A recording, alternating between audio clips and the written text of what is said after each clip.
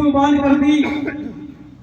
इस देश के अंदर साहब ने जब देखा कि 56 में बाबा साहब चले गए, हमारा तो कोई राजनीति का अस्तित्व है ही नहीं, साहब मैदान में आए, 84 में पार्टी खड़ी की। 84 के बाद आपका वजूद राजनीति के अंदर आया, उससे पहले आपका कोई वजूद भी नहीं था।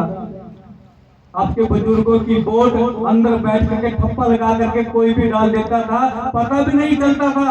बाद में पता चलता था कि मेरी वोट तो कोई और डाल गया। धन्यवाद मान्यवर साहब कांसी राम, जिन्होंने वोट की ताकत के बारे में आपको बताया कि ये वोट की ताकत ब्रह्मास्त्र से भी खतरनाक है। मगर हमने उस वोट की ताकत को अपने स्वार्थ के वशीभूत, किसी ने नौकरी के लिए, किसी ने नौकरी में प्रमोशन के लिए, किसी ने कॉलोनी के लिए, किसी ने चौधरी पढ़ने के लिए, हमने महापुरुषों को धक्का देना शुरू कर दिया और कमियां निकालनी शुरू कर दी।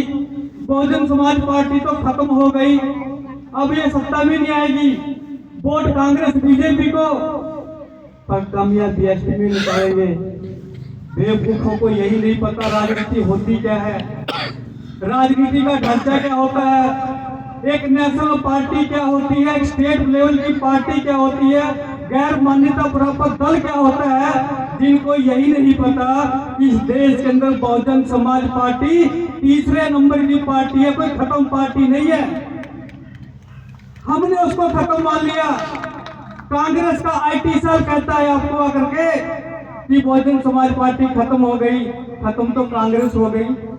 जो आज बाबा साहब को सिर पे उठा करके घूम रहे हैं, जिस बाबा साहब का कांग्रेस ने कभी मान सम्मान किया ही नहीं, आज वो कांग्रेस कहती है कि बाबा साहब तो हमारे मसीहा हैं। बाबा साहब को दिल्ली के अंदर जगह भी नहीं दी थी कांग्रेस ने। जब बाबा साहब की डेथ हुई, उनकी बॉडी को भी उठा करके बॉम्बे भेज दिया था। क्यों? कि अगर बाबा साहब का संस्कार दिल्ली में हो गया तो जाओ अपने घर की दीवारों पे लिख दो, हम इस देश के राजा हैं, वो बात ये पूरी कर लेंगे,